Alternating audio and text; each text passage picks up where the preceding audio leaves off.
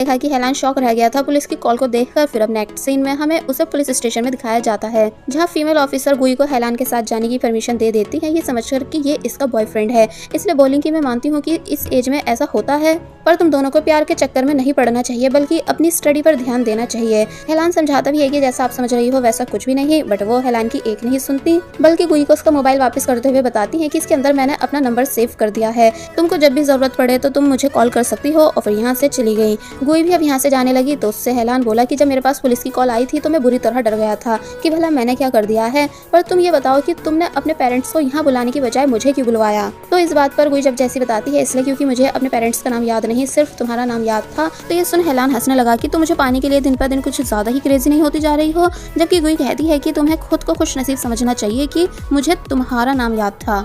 दोनों बाहर आ गए, जहाँ हेलान जब पूछता है कि वैसे क्या तुमने सच में उन गैंगस्टर्स को मारा था, तो वो बोली कि हाँ, मतलब वैसे तो मैंने उन्हें जान से नहीं मारा, वरना जब एक बार मैं मारना शुरू करती हूँ तो लोगों को ऊपर पहुंचा देती हूँ। हेलान इस बात पर जोर जोर से हंसने लगता है कि तुम्हें हॉस्पिटल से इतनी जल्दी डिस्चार्ज नहीं होना चाहिए था, बल्कि तुम्हें अभी और अपने दिमाग का ट्रीटमेंट कराने की जरूरत है। खैर ये लो टैक्सी के पैसे, अपने घर चली जाना। आई नो मैं हमेशा तुम्हारी मदद करा देता हूँ, लेकिन इसे प्यार समझने की भूल मत कर लेना। गुई ध्यान से नोट को देखने लगी, फिर बोली कि अच्छा तो यहाँ इस इंक वाले पेपर को दिखाकर कुछ भी खरीदा जा सकता है या कुछ भी कराया जा सकता है। हेलान पूछता है कि क्या तुम पहली बार नोट देख रही हो, तो वो कहती है कि हाँ मैं पहली बार ही देख रही हूँ, वो भी तुम जैसे बेवकूफ के देने पर। तो ये सुन हेलान का मुंह बन जाता है, इसलिए वो चुड़कर यहाँ से चला गया। जिसके बाद अब नेक्स्ट हम देखते हैं कि कैसे गुई मोमो के स्टेप फादर के सामने अपना हाथ आगे करके खड़ी है। फादर समझ गए कि इसे पैसे चाहिए, इसलिए पैसे निकाल कर दे देते हैं, लेकिन वो अब भी अपना हाथ नीचे नहीं करती। तो तब वो उसे वॉलेट खाली करके दे देते हैं, मगर गुई ने अभी अपने हाथ को नीचे नहीं करा था। तो तब फादर ने सॉक्स के अंदर से पैसे निकाले जो वो छुपा कर रखते हैं,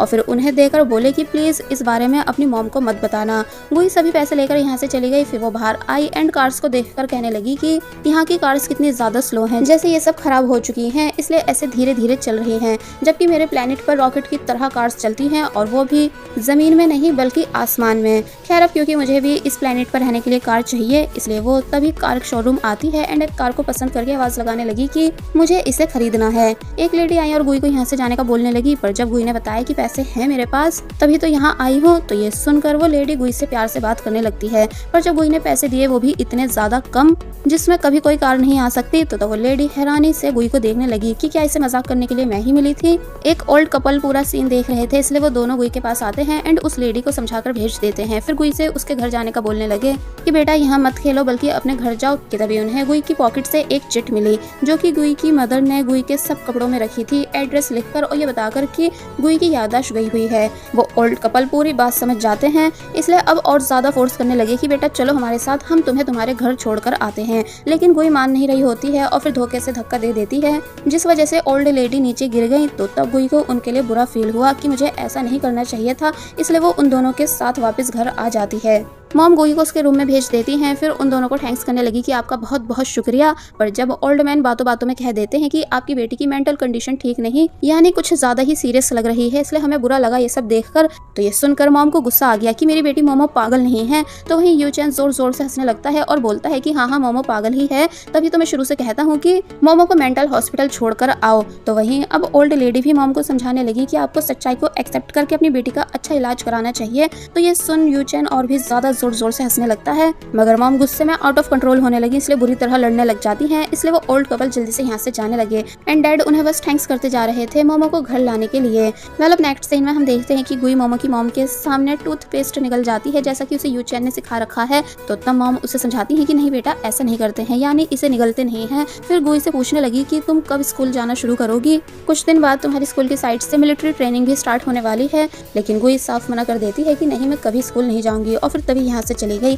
नेक्स्ट सीन में हम उसी साइंटिस्ट यानी मिस्टर चाओ को देखते हैं, जिनके पास उनका असिस्टेंट पूरे मंथ की रिपोर्ट लेकर आया, यानी हॉस्पिटल्स के ऐसे केस जो कि वियर्ड हैं, क्योंकि इसी तरह ये लोग एलियंस को पहचान पाते हैं। फिर जब मिस्टर चाओ ने मोमो की रिपोर्ट देखी कि कैसे एक स्कूल की लड़की पानी की गहराई में जाकर वापस जिंदा बचकर आ गई और उसे एक चोट तक नहीं आई, इसलिए मिस्टर चाओ समझ जाते हैं कि पक्का ये लड़की जो कोई भी है इसके अंदर भी एलियन की सोल आ चुकी है, क्योंकि इस बात का कोई सेंस बनता ही नहीं कि वो बिना किसी खरोच के वापस बचकर आ जाए।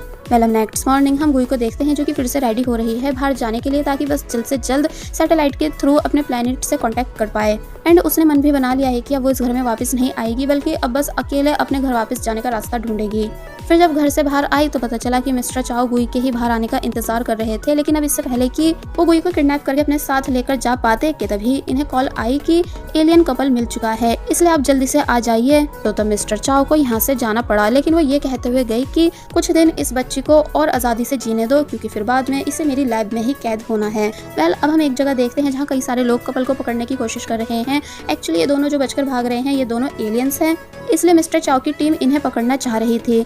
जब भागने का रास्ता खत्म हो जाता है तो तब फीमेल एलियन मेल एलियन को अपने पावर का यूज करके इनविजिबल कर देती है, इसलिए अब कोई भी इन्हें देख नहीं पा रहा था, इसलिए पकड़ भी नहीं पा रहे होते हैं। लेकिन तभी एंट्री हुई मिस्टर चाओ की, जो कि खुद की इन्वेंट की हुई लाइट का यूज करके इन दोनों को ढूंढ लेते हैं। यानी कि अब वो दोनों विजिबल हो गए और फिर मिस्टर चाओ बताने लगे कि इस लाइट को बनाने में मैंने पूरे 2 साल मेहनत करी है ताकि तुम जैसे दूसरे प्लेनेट वालों को पकड़ सकूं।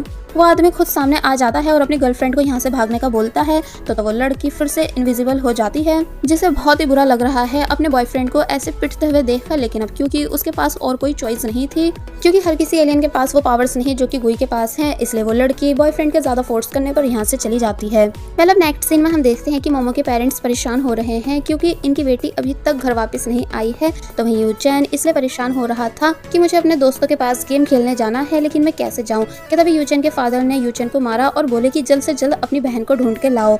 और फिर ये दोनों कभी जिनजिन को कॉल करके मोमो के बारे में पूछते हैं, जो कि बताती है कि नहीं, मोमो मेरे साथ नहीं है। और फिर ये दोनों खुद ही बाहर आकर मोमो को सब जगह ढूंढने लगे, लेकिन वहीं गुई अकेली बैठी हुई होती है एंड परेशान है कि मैं घर वापस क्यों नहीं जा पा रही हूँ। फिर मन ही मन अपने गॉड से बोली कि अभी जब इस प्लेनेट पर टेक्नोलॉजी एडवांस नहीं हुई थी तो फिर आपने मुझे जगाया क्यों। यानी एक तरह से गुई को अपने घर की याद आ रही है कि तभी उसको उन्हीं फीमेल ऑफिसर की कॉल आई, जो कि पूछ रही हैं कि क्या यूचैन तुम्हारा फैमिली मेंबर है। कि तभी सीन कट हुआ और अब हम देखते हैं कि वो फीमेल ऑफिसर बता रही हैं कि जब इसने मुझसे कहा कि इसको अपने पेरेंट्स के बारे में पता नहीं है तो मैं समझ गई थी कि जरूर ये तुम्हारा ही भाई होगा। एक्चुअली यूचैन जब गुई को ढूंढने बाहर गया था तो उसकी अपने दुश्मनों से लड़ाई हो गई थी, इसलिए अब ये पुलिस स्टेशन में बैठा हुआ है।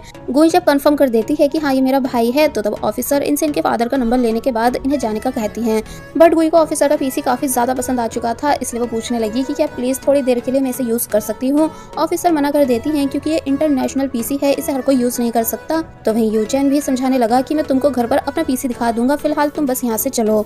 और फिर बाहर आकर डांटने लगा कि अगर आज के बारे में तुमने डैड को कुछ भी बताया तो मैं तुम्हें जान से मार दूंगा, और याद रखना कि मेरे पास 1000 तरीके हैं तुम्हें जान से मारने के। गुई काफी ज्यादा चिढ़ने लगी यूचैन की इस बात पर फिलहाल वो उसे कुछ नहीं बोलती।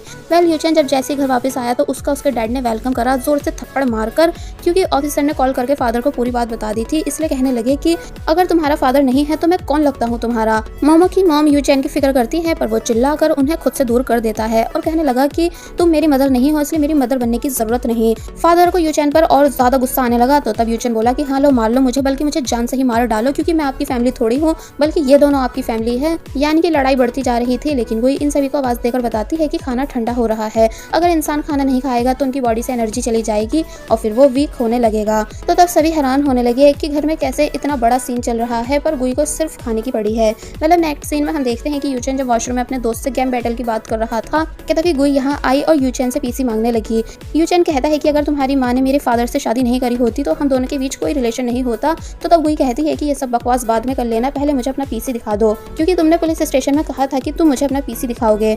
यूचैन मुकरने लगा कि नहीं मैंने तो ऐसा कुछ नहीं कहा था, और वैसे भी मैं अपनी चीजें तुम्हें क्यों दिखाऊं। फिर वार्न करने लगा कि मैं सच में तुमको 1000 तरीकों से जान से मार सकता हूँ और किसी को पता भी नहीं चलेगा कि आखिर तुम्हारी बॉडी कहाँ गायब हो गई। तो तब गुई गुस्सा होने लगी एंड उसे मेमोरीज भी आ गई कि पहले ये मोमो को किस तरह बुली किया करता था, इसलिए शांति से शैम्पू की बोतल को अपने पावर से उठाती है एंड उसे डायरेक्ट जोर से यूचैन के हेड पर मार देती है, जिस वजह से वो वहीं बेहोश हो जाता है। गुई ने यूचैन का पैर पकड़ा एंड वो यूचैन को इजीली खींचते हुए उसके रूम में ले आती है एंड यहाँ लाके फेंक देती है।